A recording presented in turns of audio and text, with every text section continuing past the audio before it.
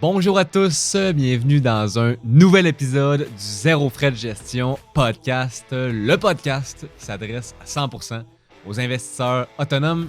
Ici Xavier Cochane qui vous parle. Cette semaine sur le podcast, je reçois le courtier hypothécaire Frédéric Lacharité. Frédéric a aussi un podcast qui s'appelle Indépendance financière et hypothèque.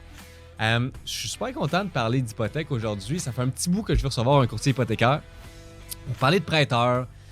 Si je veux m'acheter une maison, un immeuble à logement, je suis mieux d'aller voir une banque, je suis mieux d'aller voir un courtier hypothécaire. C'est ce dont on parle aujourd'hui, donc les avantages d'aller voir un courtier hypothécaire. On parle aussi de combien il faut faire en 2026 pour se qualifier pour acheter une maison. Avec 100 000 de revenus, je m'achète une maison de combien? Si je suis travailleur autonome, si je suis un entrepreneur avec une incorporation, comment ça marche emprunter? C'est-tu plus compliqué? C'est-tu moins compliqué? Puis, évidemment, ça va faire le lien avec la manœuvre Smith et la mise à part de l'argent. On parle plus de la manœuvre Smith aujourd'hui, là. Donc, Frédéric, qui est spécialiste en manœuvre Smith, donc il nous explique c'est quoi la manœuvre Smith, comment la mettre en place, les accélérateurs, comment accélérer le processus de la manœuvre Smith puis le remboursement de son hypothèque. Donc, je me fais de plus en plus poser la question sur la manœuvre Smith, comment ça marche, c'est-tu avantageux pour moi? Donc, toutes les réponses sont dans le podcast d'aujourd'hui. Donc, bon podcast. Frédéric Lacharité, courtier hypothécaire, bienvenue sur le podcast. Salut Xavier, merci. Merci d'avoir fait la route de Montréal en ce dimanche après-midi pour venir nous parler d'hypothèque et de courtage hypothécaire. Je suis vraiment content que tu sois avec moi aujourd'hui. Comme je t'ai dit là, dans notre appel, ça fait longtemps que je veux recevoir un courtier hypothécaire sur le podcast parce que c'est un monde qui est un peu, qui est très différent des placements et de la fiscalité. Tu sais, la finance, il y a plein de branches. Puis moi, c'est un domaine dans lequel je suis moins calé. Là. C'est pour ça que je voulais un expert comme toi. Donc aujourd'hui, on va parler d'hypothèque. Donc, comment bien choisir son prêteur, comment refinancer sa propriété, aller chercher l'équité sur sa propriété, potentiellement pour l'investir. On va parler de la manœuvre Smith, de la MAPA. Mais avant de parler de tout ça, je te laisse te présenter. Tu fais quoi? C'est quoi ton background? Bien, merci Xavier. Merci de l'invitation. Je suis super content d'être ici. Donc, je suis tombé sur ton podcast. Je trouve le titre, en passant, c'est vraiment accrocheur. Là. Uh-huh. Je sais que ça ne s'appelait pas comme ça au début, là, mais maintenant, Zéro frais de gestion, puis le nom de ton entreprise, pour moi, c'est venu me chercher parce que, tu sais, avant de devenir courtier hypothécaire, j'étais développeur logiciel. Okay. J'ai consommé beaucoup de contenu sur les finances personnelles, de livres. Maintenant, je fais le podcast. Ouais. Tu sais, avant tout, moi, l'idée d'aller en hypothèque, c'est vraiment parce que l'hypothèque, la maison, emprunter, la dette, c'est quand même une partie importante de l'aspect finances personnelles, indépendance financière, comment partir de zéro puis arriver à justement 1 million, 2 millions, 3 millions en valeur nette pour être indépendant financièrement. Donc voilà. Donc, zéro frais de gestion. Moi, j'ai commencé justement à investir de façon autonome en 2013. Ça fait longtemps que tu investis de façon autonome, là. Oui. Ça devait être moins démocratisé dans le temps en 2013, là.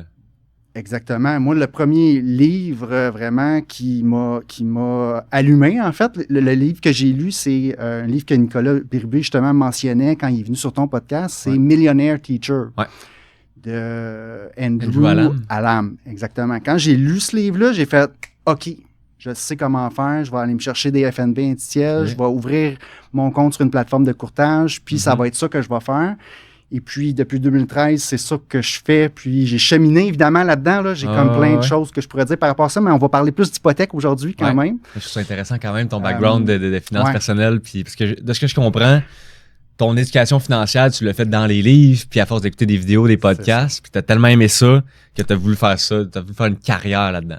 Exact.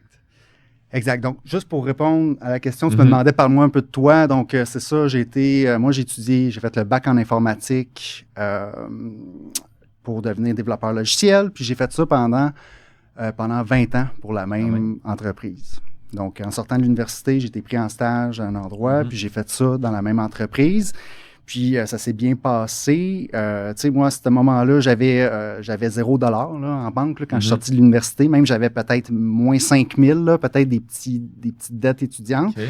Mais assez tôt, tu sais, je regardais un petit peu l'investissement. Je me demandais comment que ça fonctionnait. Je me demandais, OK, comment je vais faire maintenant que j'ai mon bac, maintenant que je travaille, j'ai une job? Comment je vais faire pour, justement, accumuler, tu sais, puis être à l'aise, devenir un peu plus, pas dépendant de mon travail, mais déjà, j'avais cette vision-là. Puis je me suis vite rendu compte qu'il ne fallait pas que je dépense l'argent que je gagne. Donc, j'ai été très conscient, là, tu sais, de mon logement, entre autres. Tu sais, je voulais pas aller tout de suite me louer un gros appartement seul, où est-ce que ça me coûterait vraiment cher, que ça prendrait tout mon revenu. Donc, je suis allé en colocation. Ensuite, j'ai habité justement avec une copine. Je suis resté en fait 1 an chez mes parents, même en sortant de l'université. Tu sais, ils me l'ont offert, je l'ai pris. J'ai fait attention à mes dépenses. Me suis toujours assuré d'avoir un peu plus de revenus que de dépenses, puis je le mettais de côté. Acheter ma maison, mon condo en 2008. Ensuite, j'ai pu acheter des actions dans l'entreprise où je travaillais. Puis ça, c'était beaucoup grâce au fait que j'avais acheté mon condo, justement, qui avait pris en valeur. J'ai pu refinancer, emprunter. Puis là, ça m'a beaucoup aidé parce que ça me permettait d'investir dans quelque chose que je le savais qui était bon. Ça, c'est intéressant, puis on va en reparler, là, de refinancer sur l'équité de sa maison pour faire des placements ou justement acheter des actions d'une société privée. Là. Toi, c'est ce que tu as fait dans le fond. Là. C'est que tu n'as pas sorti un sou de tes placements ou de tes économies. Tu as pris l'équité sur ton condo à l'époque. Là, la banque t'a prêté, on va dire, un chiffre 100 000. Puis là, tu as acheté les actions de la compagnie pour laquelle tu travaillais à l'époque. C'est ça que tu as fait? Puis j'ai pris mes économies aussi là, pour faire ça parce que c'était une trop belle opportunité. On voyait les chiffres, j'étais à l'intérieur de l'entreprise. Donc, à ce moment-là, si j'avais pas eu justement mon condo, puis ça, c'était une surprise, là, c'était pas prévu. Là, quand au début, je voulais un condo, je voulais juste être propriétaire parce que dans ma tête, c'était bon là, d'être propriétaire. Mais ça a été une belle surprise. Puis je l'ai refait une deuxième fois plus tard. J'en ai racheté une autre vague d'actions un peu plus tard. Puis c'est ça, toujours aujourd'hui en 2026, j'utilise l'équité de ma maison. Maintenant, ma maison est complètement remboursée, mais je l'utilise encore pour investir. Puis là, je suis devenu courtier hypothécaire. J'ai utilisé mon indépendance financière que j'ai acquis au fil des années, justement, en travaillant. Puis là, je voulais un peu plus d'indépendance encore. Je voulais être à mon compte. Puis je me suis dit, OK, les services financiers, ça m'intéresse. Donc là, en 2022, je suis devenu courtier hypothécaire. Puis dis-moi que là, tu me dis que tu étais indépendant financièrement. Comment tu as atteint l'indépendance financière? Est-ce que c'est avec l'achat de propriété? Est-ce que c'est avec les actions de ta compagnie, là, la compagnie privée que tu viens de me parler? Est-ce que c'est avec l'investissement autonome en bourse dans les FNB? Comment tu es arrivé là? Toutes ces réponses. Je me doutais de la réponse. Toutes ces réponses, c'est vraiment à la base, là, c'est d'avoir épargné. Si j'avais jamais épargné rien, que j'avais tout dépensé, ce que je gagnais, j'aurais pas pu investir dans mes placements dans mes REER CELI, j'aurais pas pu justement j'aurais pas acheté mon condo, j'aurais pas pu emprunter justement, tu sais, le fait d'avoir cette belle hygiène justement financière là, mais ça l'ouvre des portes.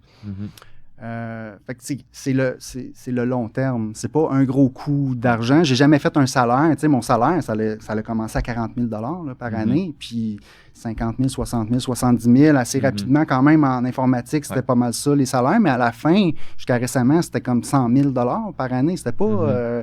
non, c'est ça, là. Des salaires faramineux. C'était plus la discipline. C'est ça. Quand je lis un livre, puis je vois que on dit, tu sais, c'est pas nécessaire de faire des salaires de 200, 300 000 par année pour devenir financièrement indépendant. Ben oui, là, la preuve vivante. Ben là, c'est ça. Je trouve ça intéressant de dire que c'est vrai. Là. Mais c'est intéressant ce que tu dis parce que quelqu'un qui a une mauvaise santé financière ou qui est tout le temps à côté, puis qui a cette opportunité-là de pouvoir acheter des actions, exemple, de la compagnie, probablement que cette personne-là n'aurait jamais pu saisir l'opportunité parce que si t'as pas d'argent de côté, bon, il y a toujours si la personne a une propriété, elle peut aller chercher l'équité, là, mais il faut quand même ramasser une mise de fonds, comme tu dis, pour avoir la propriété. Fait que s'il y en a qui se demandent, bon, à quoi ça sert d'épargner, puis comme ça, c'est plate d'épargner, ben après 5-10 ans, ben c'est des opportunités qui s'ouvrent, puis c'est l'effet boule de neige, toi, tu le vois probablement, là.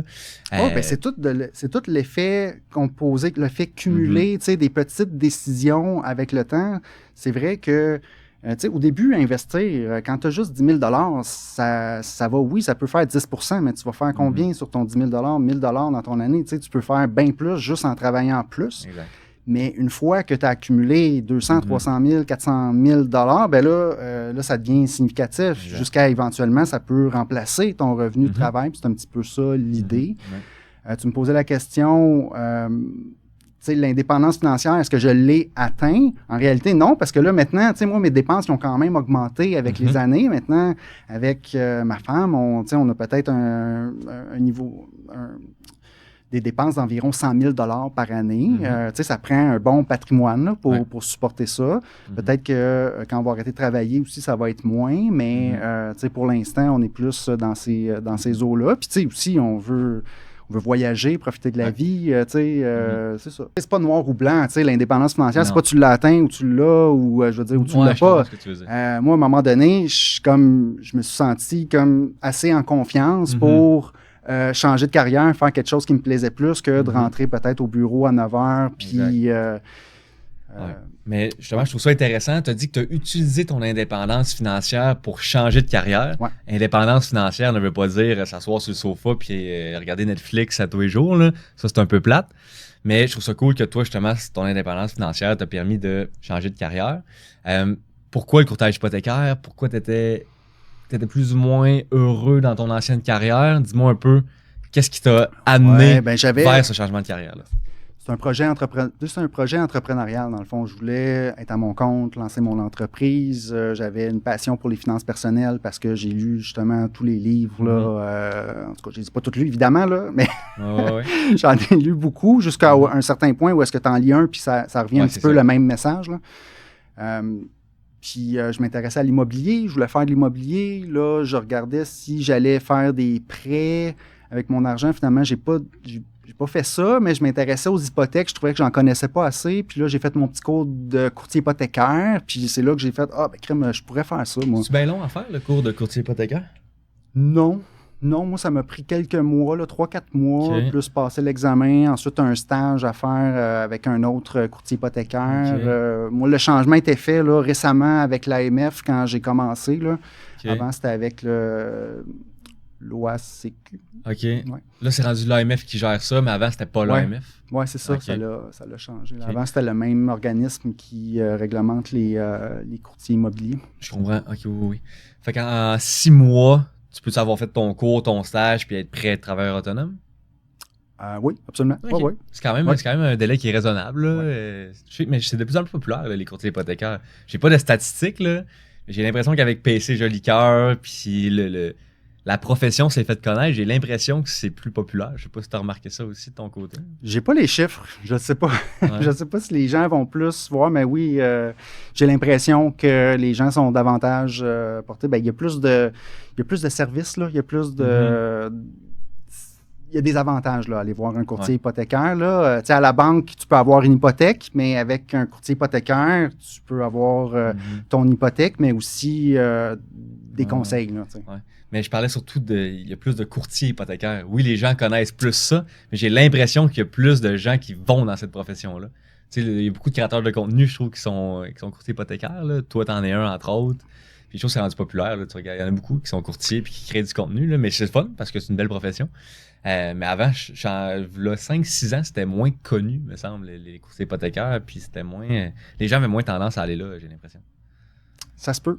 J'ai pas les chiffres. Je ne sais pas dans 5 ans comment que ça allait évaluer la proportion banque versus courtier, mais je sais qu'on avait un retard au Québec par rapport au reste du Canada. Les courtiers hypothécaires sont plus utilisés à l'extérieur, mais là, je pense qu'on rattrape un peu. Aux États-Unis, c'est tout de même aussi? As-tu des courtiers hypothécaires indépendants plus les institutions financières? Et là. Bonne question. Bonne question. Je te demande de spot, là, je t'avais pas parlé. Ça doit être un modèle semblable. Soit tu vas voir le prêteur directement, puis là, tu peux parler à un employé de ce prêteur-là, ou tu peux aller voir un courtier qui est indépendant, qui a accès à plusieurs prêteurs. C'est différents canaux de distribution, dans le fond. Un prêteur, il peut essayer de vendre ses prêts lui-même ou il peut faire affaire avec les courtiers hypothécaires. Donc là, c'est différents canaux. Ben, parlons-en de ça. On va rentrer dans le vif du sujet des hypothèques puis du financement. Je suis quelqu'un qui veut s'acheter une maison ou un plex. On va dire un premier acheteur. Ça serait quoi le meilleur réflexe pour moi pour avoir les meilleures conditions pour mon hypothèque? Je suis mieux d'aller à ma banque ou à ma caisse où est-ce que je fais toujours affaire ou je suis mieux d'aller voir un courtier hypothécaire? Ben là, il y a 2 choses. Là. Il y a les meilleures conditions. Il y a est-ce que je suis mieux d'aller voir le courtier ou directement à la banque? Moi, c'est au niveau du conseil beaucoup. Tu sais, qui a un gros avantage avec les courtiers hypothécaires.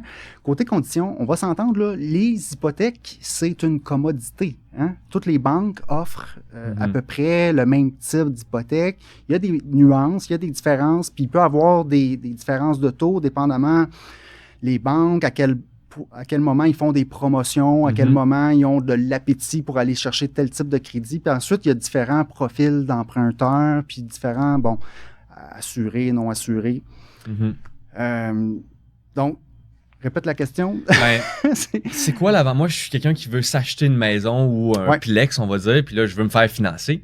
Je suis mieux d'aller directement à ma caisse ou d'aller vers un courtier hypothécaire? C'est quoi la différence entre les deux? C'est quoi les avantages et inconvénients de chacun? Donc, si tu peux aller à ta caisse, tu vas avoir un rendez-vous avec un conseiller. Le conseiller a peut-être beaucoup d'expérience en hypothèque, peut-être qu'il n'y en a pas. Pas tout le temps, là.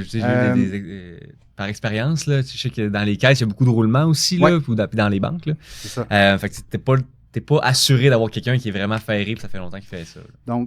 Donc, c'est ça, ça va dépendre du service que tu vas avoir. Ensuite, la personne, elle a beaucoup de dossiers. Tu sais, en gros, là, tu sais, à la banque, ils ont beaucoup de demandes parce que les gens, tout de suite, c'est leur premier réflexe d'aller à la banque. Ils vont prendre rendez-vous, puis ils demandent un prêt hypothécaire. Puis souvent, c'est assez simple. Là, ils ont les options de la banque, puis peut-être qu'ils n'iront pas très loin dans les explications. Des fois, tu sais, quand on ne sait pas quelle question poser non plus. Donc, ça peut se faire assez rapidement, puis sans trop avoir de détails, puis on se retrouve avec une hypothèque, mais on n'a pas eu toute l'information. Ouais. Tu sais aucunement qu'est-ce que les autres prêteurs pourraient offrir là, en faisant ça, de ce que je comprends. Là. Exact. Ensuite, le courtier hypothécaire, moi, je peux t'expliquer un peu en général, je peux t'expliquer mon processus. Là. Normalement, premiers acheteurs, c'est super bon parce que si t'es premier acheteur, ça veut dire que c'est la première fois que t'as jamais eu d'hypothèque avant. Donc là, d'avoir un petit peu plus d'explications pour ton achat, c'est une bonne chose. Le courtier hypothécaire va apporter ça. Le courtier hypothécaire, normalement, il y a un peu moins de clients que la personne à la banque, puis il va prendre plus le temps. Moi, on fait un appel initial, puis lorsque c'est des premiers acheteurs, on va commencer par une préautorisation. Ouais. Donc ça, c'est... moi, je demande les documents, je demande le consentement à aller chercher le bureau de crédit, puis je prends le temps de faire une analyse complète, puis d'arriver avec la lettre de préautorisation avec le montant. Puis c'est un accompagnement aussi. Tu sais, les gens, ils vont après ça aller regarder pour acheter leur première maison. Ils vont faire affaire avec un courtier immobilier. Puis là, il va y avoir peut-être quelques mois qui vont s'écouler, quelques semaines, ça dépend là, du contexte. Mais tu sais, c'est le fun. Avec le courtier hypothécaire, tu as plus de chances d'avoir un suivi en continu pendant toute cette période-là. À la banque, c'est un petit peu plus compliqué là, de rejoindre d'avoir un contact avec la personne à la banque versus, moi, c'est avec quelqu'un peut m'appeler, peut m'écrire un courriel, puis j'ajuste la lettre de préautorisation. Si on a des questions en dehors, moi, c'est ça, là, j'ai déjà eu plusieurs hypothèques, puis je l'ai remboursé, là, l'hypothèque de ma maison. Donc, c'est différent là, le niveau de conseil que je peux donner versus à la banque. Tu as juste clarifié pour les gens qui écoutent, là, une préautorisation. Peux-tu expliquer concrètement c'est quoi une préautorisation? Oui, la préautorisation, c'est une lettre, dans le fond, que je remets au client avec un montant. Ça veut dire que j'ai calculé la capacité d'emprunt. Ça veut dire que j'ai vérifié les documents, j'ai vérifié le bureau de crédit. Puis avec cette lettre-là, la personne qui veut acheter sa maison peut remettre la lettre de préautorisation en même temps que sa promesse d'achat. Donc, sa promesse d'achat, elle a une crédibilité. Tu sais, parfois, même les vendeurs, ils vont, avant d'ouvrir la porte de leur maison pour la faire visiter, ils vont vouloir que les gens soient sérieux.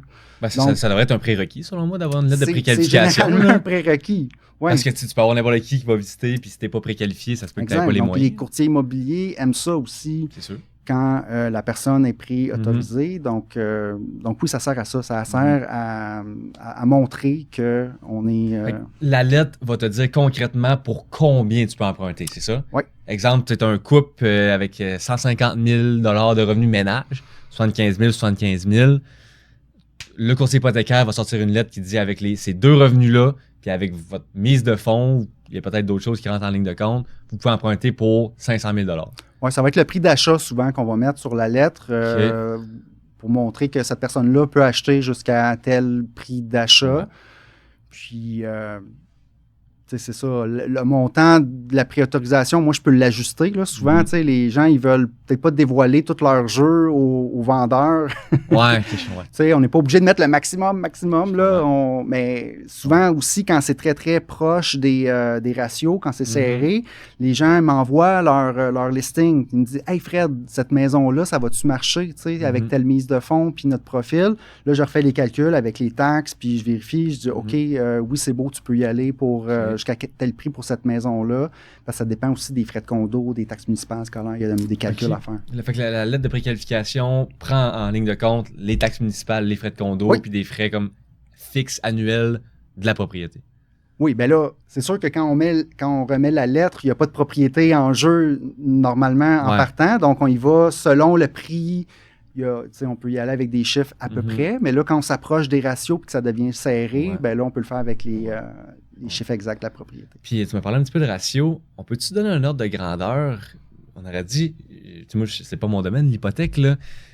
C'est-tu difficile d'acheter une maison de 500 000? Ça prend des revenus de combien pour qualifier pour 500 000 ou 600 000, 700 000 à peu près? Donc, il faut que le paiement... Donc, tout est basé sur le paiement hypothécaire, le montant des taxes. Okay. Là, il faudrait que je sorte des chiffres de même. Là, mais grosso modo, là, je sais qu'il y a plein d'affaires qui rentrent en ligne de compte. Là, c'est vraiment des estimations. Oui, grosso modo, avec 100 000 de revenus ménage, on peut aller chercher peut-être un prêt de 300 000 là, 400 000. Pas plus que ça? Ben, ou plus. Ça peut être plus. Okay. Mais ça, c'est le prêt. Là, il faut arriver avec la mise de fonds aussi, dépendamment de... Mais ça dépend du taux d'intérêt aussi qu'on va pouvoir avoir parce que c'est basé sur le paiement. Je comprends. C'est basé sur le paiement. Puis il y a la fameuse règle du 2%. Donc, il faut qualifier sur le taux d'intérêt plus 2%. Ça, c'est des règles pour les prêts hypothécaires, pour la qualification des prêts hypothécaires. Même si le taux est fixe? Même si le taux est fixe. OK. Ouais. Okay. C'est quand même pas si facile. Je veux dire, il faut des bons revenus là, pour acheter. On sait que le prix des maisons a vraiment augmenté, surtout dans le coin de Montréal, Québec aussi. En région, c'est peut-être moins pire. Mais là, tu me dis 100 000 de revenus ménage. Exemple que tu empruntes pour 400 000. Une personne seule, acheter une maison, elle t'achète à tuque, là. Il te faut des bons revenus. Ça prend des... Oui. Je veux dire, il n'y a pas tant de monde que ça qui gagne 100 000 par année. Puis là, de ce que je comprends, le minimum pour acheter une maison, il faut que tu fasses 100 000 par année. C'est en couple, mais là, ça va un mieux. Prêt de 400 000, c'est beaucoup. Là, c'est quand même un gros prêt. Il y a des condos qui sont moins chers que ça. C'est vrai. J'ai dans la tête une maison, mais c'est vrai que des condos... Quelqu'un peut arriver avec une mise de fonds aussi. Là. C'est vrai. Acheter quelque chose à 400-500 000 avec une mise de fonds de 100 000. C'est vrai. OK. Puis, est-ce que les prêteurs prennent juste le revenu annuel en ligne de compte ou ça peut prendre les placements ou une projection de revenus futurs, exemple? Les projections de revenus futurs, ça, c'est... Attends, je te donne un exemple. Tu es un médecin qui est en résidence. Je sais que les médecins ont des privilèges, là, beaucoup de privilèges. Mais là, je prends un exemple. Ça pourrait être d'autres choses. Quelqu'un qui commence, je sais pas moi, un ingénieur qui commence, qui est CPI, je pense qu'on appelle. Puis là, il fait 70 000 par année, mais c'est sûr, là, mais quand il va avoir son titre d'ingénieur, il va monter à 100, 110 000. Les prêteurs vont-tu prendre ça en ligne de compte? Plus ou moins. Pas dans la... Ben, ça peut être un facteur atténuant, là, parce que, tu sais, quand on monte une demande de prêt, oui, il y a les chiffres, il y a la qualification, il y a les ratios, mais après ça, il y a des notes, puis on va comme expliquer certains détails, puis il y a des prêteurs qui vont regarder ça, puis des fois, ils vont pouvoir prendre une décision s'ils vont hors ratio ou pas. Mais en premier, c'est les ratios. Ensuite, faut voir s'il y a des exceptions possibles. D'habitude, on s'en tient, quand on est rendu là, c'est toujours mieux d'y aller, de respecter les ratios.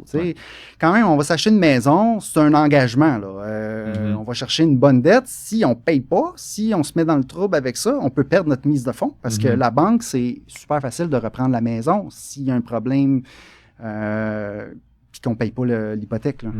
C'est ça, les garanties hypothécaires, c'est ça le danger. Là. Mais parce que, il y a certaines situations qui peuvent quand même être spéciales. Là. Exemple, je sais pas moi, un entrepreneur qui ne se verse pas un gros revenu de sa compagnie incorporée.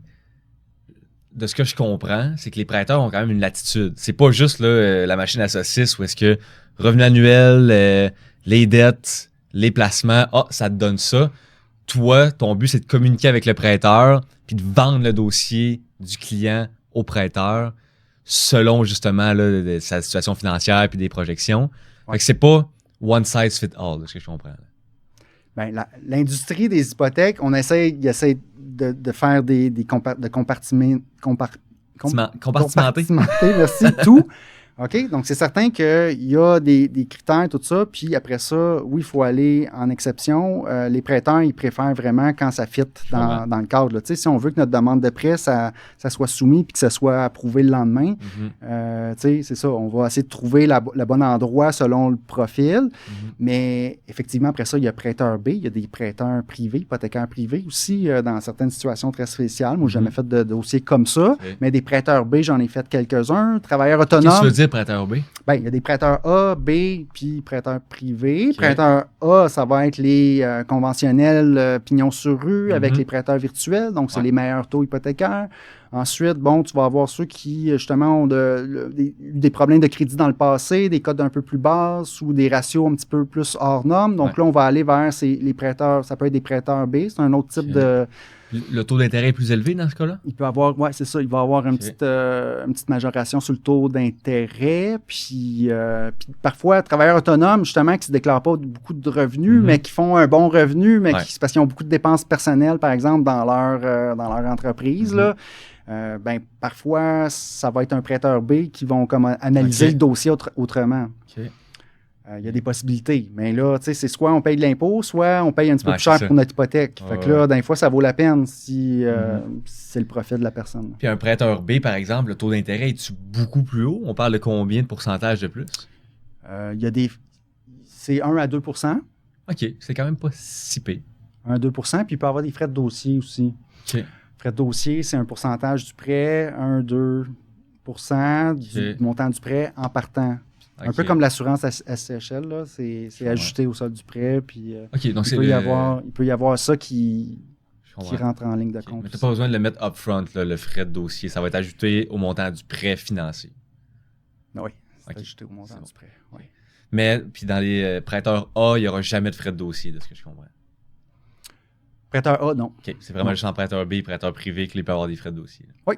OK, cool. Mais là, je sors un petit peu du plan qu'on s'était fait, là, mais je trouve ça intéressant. Les travailleurs autonomes puis les entrepreneurs. Je sais que travailleurs autonomes, exemple, à leur nom personnel, entrepreneur qui a une entreprise incorporée, je sais que c'est plus difficile d'emprunter en tant qu'entrepreneur parce que justement, des fois, les revenus sont pas tous déclarés, le monde ne veut pas payer d'impôts, le monde prenne le plus de dépenses possible dans leur compagnie pour pas payer d'impôts, mais ça fait en sorte que dans la déclaration de revenus, le bénéfice net, le revenu imposable, il est faible. Comment ça fonctionne pour emprunter pour un travailleur autonome? On peut commencer par un travailleur autonome, puis après ça, on fera l'entrepreneur incorporé. Moi, j'ai entendu parler du 2 ans, de la fameuse moyenne 2 ans. C'est-tu vraiment comme ça que ça marche? On prend une moyenne de tes 2 dernières années?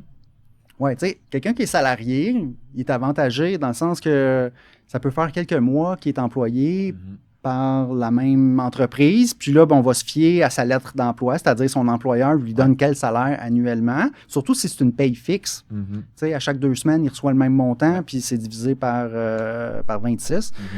Puis on va se fier justement à son talon de paye, puis à sa lettre d'emploi. On va voir que ça correspond. Parfait, on va te qualifier sur ce montant-là. Pour les travailleurs autonomes, là, il n'y a pas d'employeur qui peut nous dire combien qu'il va faire. C'est un peu plus risqué. Donc là, souvent, les banques, la façon facile, c'est qu'on va regarder les 2 dernières années. Puis on va faire une moyenne. Il faut que la dernière année soit plus haute pour pouvoir faire la moyenne en général. Puis ça va être le montant qu'on va pouvoir qualifier pour aller vers les prêteurs A. C'est la façon standard là, de qualifier. Puis je présume que c'est les déclarations de revenus, les T1 que vous regardez?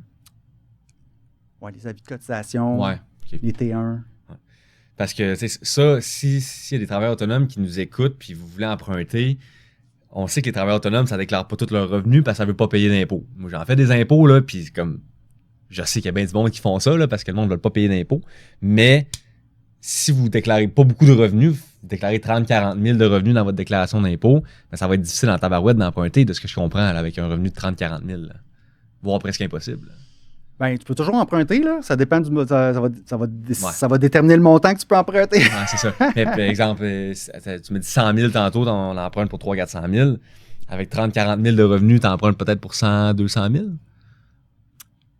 Là, j'ai pas, j'ai pas le calcul, mais oui, pour 30-40 000 de revenus, ouais, tu vas pas chercher beaucoup d'emprunts, mais en même temps, quel paiement tu peux te... Tu sais, je veux dire, parce qu'il faut tout que ça fasse du sens, cette affaire-là. Si tu fais 30-40 000 puis que tu sors de ton entreprise, il faut que tu sois capable, faut pas que ton paiement hypothécaire, ce soit comme 70 % de ce que tu te sors de ton entreprise. Ça a comme aucun sens. Si on prend un travailleur autonome qui déclare pas tous ses revenus, il y a peut-être les moyens de payer les paiements hypothécaires, c'est juste qu'il le déclare pas dans sa déclaration de revenus.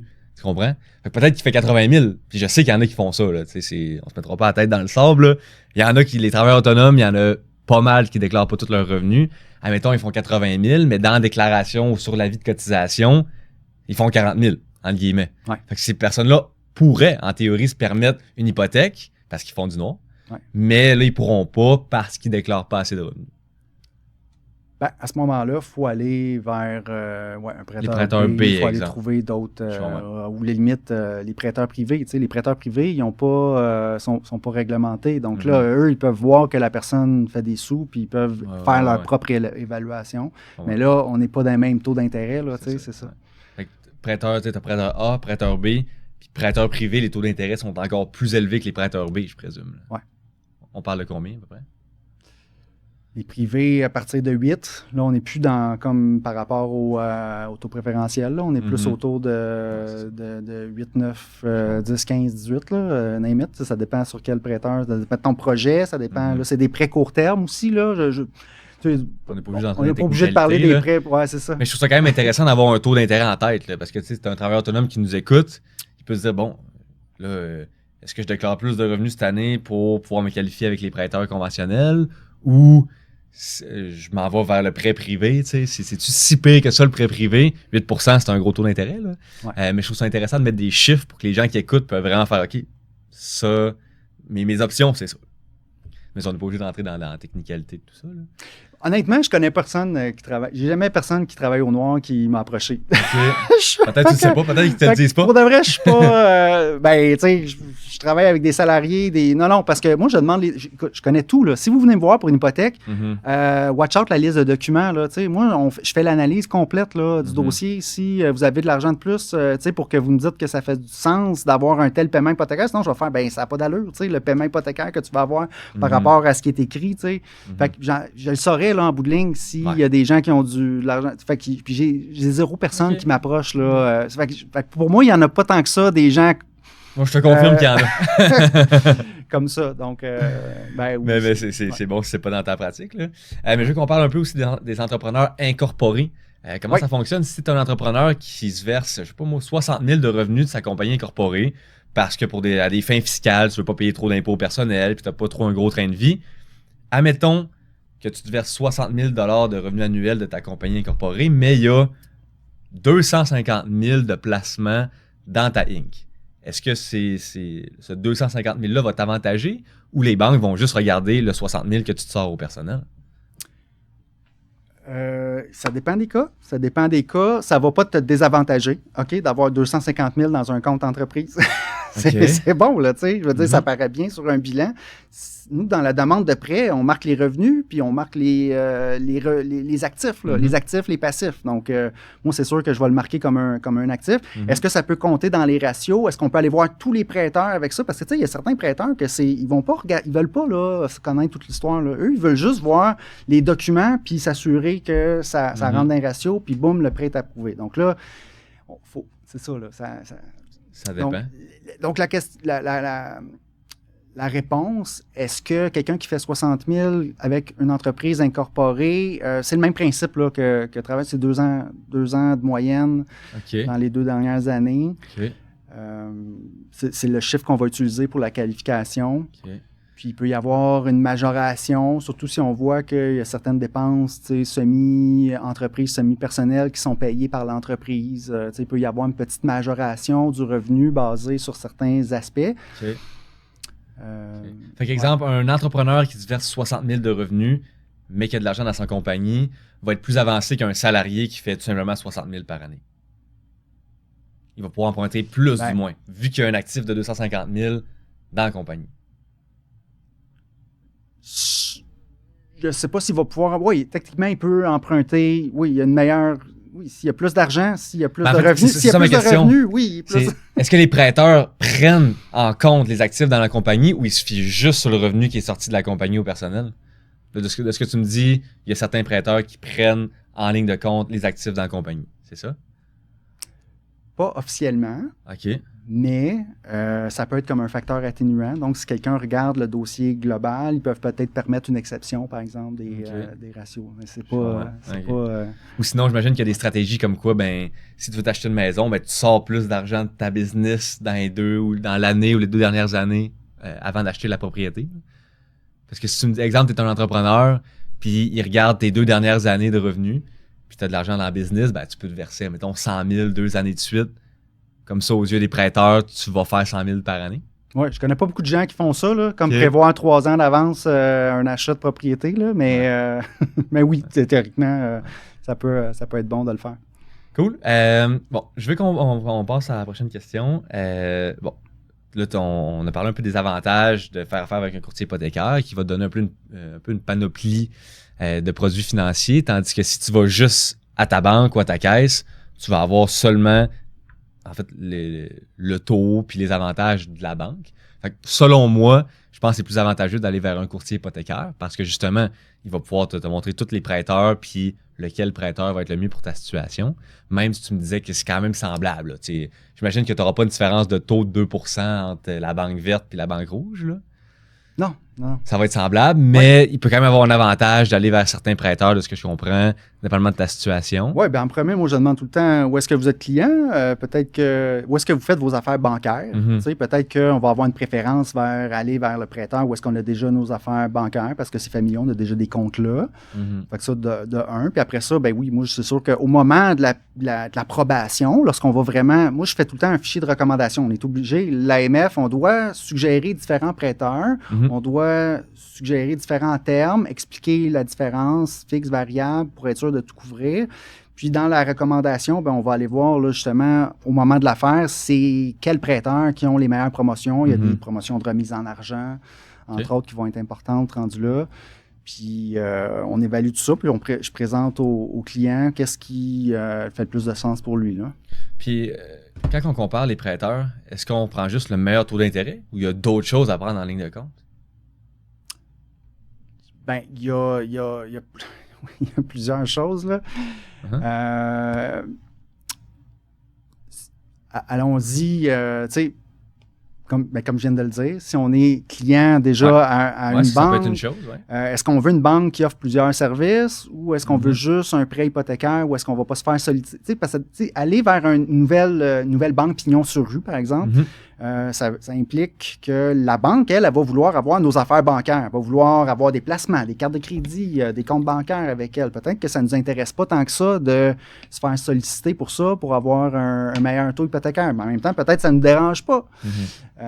Ensuite, moi, beaucoup aussi dans les dernières années, maintenant que je fais, tu sais, justement, je suis spécialisé en manœuvre Smith. Moi, puis même dans ma vie personnelle, j'ai toujours été avec des hypothèques avec marge hypothécaire. Je m'intéresse beaucoup à ça. Les clients qui écoutent le podcast Indépendance financière et hypothèque sont beaucoup dans justement, est-ce que je devrais utiliser l'équité de ma maison pour investir? Donc là, il y a certains prêteurs où est-ce qu'il y a des différences. Il y a certains prêteurs qui ont seulement une marge hypothécaire, d'autres qui peuvent en avoir plus qu'une tranche. Ensuite, est-ce que c'est une banque en ligne ou est-ce que c'est un prêteur pignon sur rue? C'est quoi la quantité de remboursement anticipé qu'on peut faire? Parce que notre prêt, on peut le rembourser plus rapidement que... on ne peut pas le rembourser tout d'un coup. Au Canada, on a des termes de 1 an, 2 ans, 3 ans, 5 ans. Puis si on rembourse notre prêt au total au complet avant échéance, il peut y avoir une pénalité. Dans tous les cas? Oui, si on rembourse notre prêt avant l'échéance, on prend un contrat. Quand on prend un prêt hypothécaire, on a un contrat de souvent de 1 an à 5 ans, plus souvent là, 3, 4 ou 5 ans. Ça peut être plus. Souvent, c'est plus cher, là, avoir 6, 7. Bon. Puis si on rembourse avant ce temps-là, il va y avoir un calcul de pénalité, 3 mois d'intérêt au minimum ou le différentiel de taux si on est à taux fixe. Donc, tu sais, moi, j'explique justement ces différences-là au moment des recommandations. Pour être certain que oui, on comprend que si on doit justement tout vendre dans 3 ans, si on pense qu'on va déménager dans un autre pays dans 3 ans, qu'on va vendre notre maison, mais on ne prendra pas un terme de 5 ans. Là. Je comprends. Mais si je veux rembourser plus rapidement mon hypothèque, je peux-tu le faire sans pénalité ou ça dépend encore là du prêteur? 2 façons de faire ça. C'est soit avec un montant d'argent que tu reçois, un bonus, un héritage, tu peux arriver à ta banque et dire « OK, moi, je veux rembourser ». Puis là, certains prêteurs, c'est jusqu'à 10% du montant initial du prêt. Parfois, c'est 15%, parfois, c'est 20% du montant initial du prêt. Fait que si ton prêt, à l'origine, c'était 500 000 ben techniquement, tu as 100 000 de privilèges de remboursement anticipé par année. Je comprends. Donc, ton prêt de 500 000, techniquement, tu peux facilement le rembourser en 5 ans au complet, sans pénalité, si tu vas à chaque année mettre 100 000. Mais il n'y a pas grand monde qui font ça. Là. Pas grand monde qui font ça. Mais tu sais, il faut le savoir que ça existe parce que plus rapidement tu rembourses ton prêt hypothécaire, moins d'intérêt tu vas payer. Parce que la journée que tu fais un remboursement anticipé, tu te mets à payer moins d'intérêt sur... tu payes 100% de capital là, quand tu fais un remboursement anticipé. Oui, c'est ça. Si tu rembourses 100 000 sur ton prêt, le lendemain, c'est de l'intérêt que tu ne payes pas sur 100 000 Oui, tout à fait. Mais on ne pourrait pas rembourser complètement son prêt hypothécaire. Tu as 400 000 de prêt hypothécaire, tu ne pourrais pas déposer 400 000 d'un coup, puis d'hypothèque terminée. La banque ne t'autoriserait pas de faire ça, ou sinon avec une pénalité. C'est ça, tu es autorisé. Après ça, 3 mois d'intérêt, des fois, c'est correct. Là. Dans certains cas, c'est peut-être 1 000, 2 000, 3 000 dépendamment du montant de ton prêt, puis du taux d'intérêt, évidemment. Puis j'ai une autre question qui m'est venue en tête. Là. Je sors un peu du plan de match, mais j'ai plein de bonnes questions qui me viennent en tête pendant que tu parles. Shoot. Prêteur conventionnel versus prêteur en ligne, je pense qu'on les appelle. On peut les nommer, tu sais, Tangerine. En fait, c'est le seul qui me vient en tête, là. Mais bref, tu as les prêteurs pignon sur rue, puis tu as les prêteurs en ligne. J'avais entendu dire qu'il y avait beaucoup d'avantages à faire affaire avec des prêteurs en ligne au niveau du taux d'intérêt, parce que vu qu'il n'y avait pas de succursale à payer, eux autres ont moins de frais fixes. Donc, ça se répertorie dans le taux d'intérêt, puis aussi des pénalités qui sont moins élevées. Est-ce que c'est vrai que si on regarde juste le taux, on est mieux d'aller vers des prêteurs en ligne? Je dirais pas on est mieux. Là. Je veux dire, il y a des différences, il y a des avantages à un endroit ou l'autre. Puis, je dirais pas banque en ligne nécessairement, là, mais je dirais prêteur virtuel. Okay? Prêteur virtuel, là, on va avoir des prêteurs hypothécaires. On parle de First National, MCAP, WiseDay, on en a. Tangerine doit être là-dedans. Tangerine, on n'a pas ce prêteur-là chez Planiprêt. Je ne sais pas s'ils font affaire, eux, avec les courtiers hypothécaires. C'est pas c'est pas toutes les banques. Tu sais, elle, c'est une banque en ligne, je pense, qui est affiliée avec Scotia. Scotia fait affaire avec les courtiers hypothécaires. Mais c'est le même genre. Là. Ceux que tu viens de nommer, c'est le même genre que Tangerine. Pas tout à fait. Les prêteurs virtuels n'ont pas de produits bancaires. Tu ne peux pas ouvrir un compte de banque. Tu ne peux pas avoir des placements. C'est que des prêteurs hypothécaires. Leur modèle d'affaires, eux, c'est qu'ils offrent des prêts hypothécaires. Ils vont faire le service. Ils vont prendre ces prêts-là. Ils vont les assurer. Souvent, c'est des prêts assurés ou assurables. Puis, ils vont revendre ça sur le marché secondaire, puis ça va être dans les grandes banques qui vont racheter ça, dans le fond. Parce que tout l'argent, c'est les grandes banques canadiennes, majoritairement, qui a les fonds. Donc, c'est un autre modèle d'affaires, là, tandis que les grandes banques, eux, vont offrir aussi les hypothèques, mais eux, c'est pour... Ils vont t'attirer pour essayer d'avoir d'autres services aussi. Mais si on regarde juste le taux d'intérêt, est-ce qu'en règle générale, c'est plus faible dans les prêteurs virtuels que dans les prêteurs pignon sur rue? Ça dépend, pas toujours. Mais je te parle en règle générale. Là. En règle générale, historiquement, oui. En ce moment, ils sont un petit peu moins compétitifs, les prêteurs virtuels. La raison pourquoi ils peuvent offrir un meilleur taux, c'est qu'ils vont justement assurer le prêt. Donc, qu'est-ce que tu veux dire, assurer le prêt? Donc, ils vont aller voir la SCHL ou un des 2 autres assureurs hypothécaires. Ils vont payer la prime pour assurer le prêt. Donc, il faut que tu n'auras pas besoin de payer la SCHL si tu fais affaire avec un prêteur virtuel. C'est le prêteur virtuel si tu fais un achat et tu as moins que 20 de mise à fond, tu vas payer la prime. Là. Ça, tu t'en sauves pas. Ça va être un prêt assuré. OK, mais est-ce que c'est le prêteur virtuel qui paye la prime? Non. Dans un cas, j'ai mal compris ce que tu as dit, je pense. C'est ça. Donc, si on met moins de 20 de mise de fonds, on n'a pas le choix, on va payer la prime. Okay. Ça va dépendre de si tu mets 5, 10 ou 15 la prime va dépendre de ça. Quand tu dis les prêteurs virtuels assurent le prêt, c'est ça que je ne suis pas sûr de comprendre. Exemple, on achète notre maison, on met 20 % de mise de fonds. Normalement, il n'y a pas de prime SCHL, on a mis 20 %. Mais si on prend notre prêt avec un prêteur virtuel, lui, il va pouvoir l'assurer quand même, parce que c'est possible d'assurer des prêts avec 20 % de mise de fonds. Okay. C'est juste qu'à ce moment-là, c'est le prêteur qui va l'assurer. Okay. Parce que ça va être plus facile ensuite de le revendre sur le marché. Donc, c'est ça Mais pour le client, ça ne change rien dans le fond. Là. Non, ça ne change rien. C'est ça.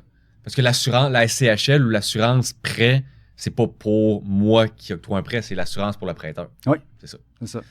Ouais. Fait que prêteur virtuel, moins haut que ce que j'aurais pu entendre, exemple. Oui, les taux d'intérêt peuvent être plus Écoute, ça peut revenir n'importe quand. Là, pendant longtemps, c'était plus bas. Là, en ce moment, c'est ça, là, ça s'équivaut un peu les prêts assurés, les banques qui sont très compétitives. Donc, cool. Ouais. On revient au plan de match initial. Les courtiers hypothécaires, on entend souvent dire que c'est gratuit faire affaire avec des courtiers hypothécaires. PC Jolicoeur le dit souvent que c'est gratuit. Fait qu'on n'a rien à perdre de faire affaire avec des courtiers hypothécaires. Si c'est gratuit pour le client, comment vous êtes rémunéré? Super simple. Lorsque le prêt est déboursé, lorsque vous achetez votre maison, vous passez chez le notaire, le nouveau prêteur débourse le prêt chez le notaire, donne l'argent au vendeur de la maison que vous achetez. Mais à ce moment-là, le courtier hypothécaire va recevoir une commission du prêteur. On parle de combien de pourcents? La commission, c'est un pourcentage de la valeur du prêt, c'est ça? Oui. La commission, là, ça peut être de 0,20 % du montant du prêt.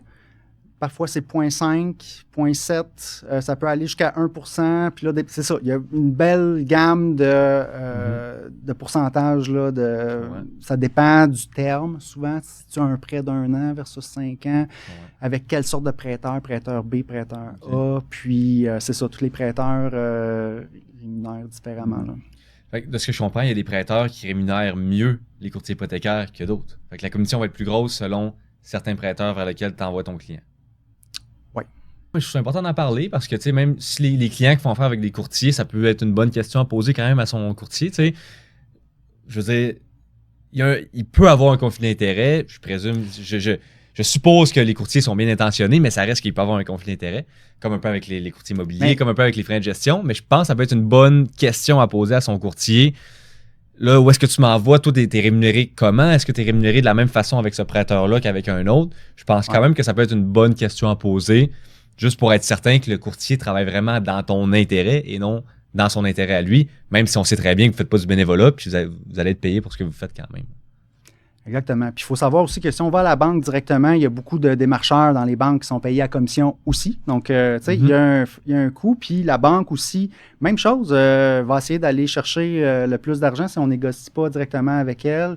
Tu sais, on n'a pas de garantie. Là, donc, vraiment, le service du courtier de pouvoir comparer, puis d'aller vers là où les prêteurs offrent les meilleurs taux, c'est quand même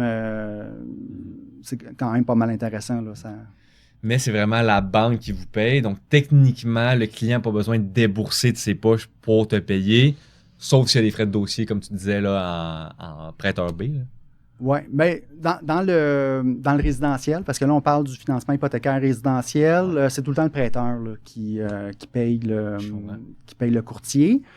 Jamais le client. Dans le cas d'entreprise ou en fait commercial, ça va être c'est différent parce que là, les prêteurs, c'est ça, il faut que le courtier charge à ce moment-là. Mais moi, je ne fais pas de commercial, là, je suis dans le résidentiel. Sais-tu pourquoi les banques font ça? Pourquoi ils décident, je veux dire, pour une banque, théoriquement, c'est plus payant de ne pas faire affaire avec un courtier hypothécaire parce que tu n'as pas besoin de donner une commission au courtier hypothécaire. Pourquoi les banques font juste pas, non, nous autres, on fait tout à l'interne, on fait pas affaire avec les courtiers hypothécaires. Comme ça, on n'aura pas besoin de donner de commission aux courtiers hypothécaires, on va garder les profits pour nous. Ça se reflète-tu dans le taux d'intérêt? C'est un peu pourquoi ça marche comme ça? Les banques qui font ça parce que c'est rentable de faire affaire pour eux avec des courtiers hypothécaires. Okay. Ça coûte moins cher pour eux de donner une commission que d'avoir des gens qui desservent les clients. C'est beaucoup de travail, là, faire une hypothèque. Là. C'est beaucoup de communication. J'ai des gens, moi, qui restent avec moi pendant 2 ans avant d'acheter leur maison. Ça fait 2 ans de service que je leur offre avant qu'ils prennent leur hypothèque, que j'ai eu aucune rémunération. Je veux dire, les banques, c'est ça. Il y a un coût là, dans les banques à offrir des prêts hypothécaires par rapport aux conseils, par rapport Donc oui, la raison pourquoi ils font affaire avec les courtiers, c'est parce que c'est payant pour eux là, de faire ça. C'est comme un peu des sous-traitants pour les banques, là, si on peut dire. Là. Oui, absolument. C'est là qu'ils vont chercher plus de clientèle. Mm-hmm. Ouais. Cool.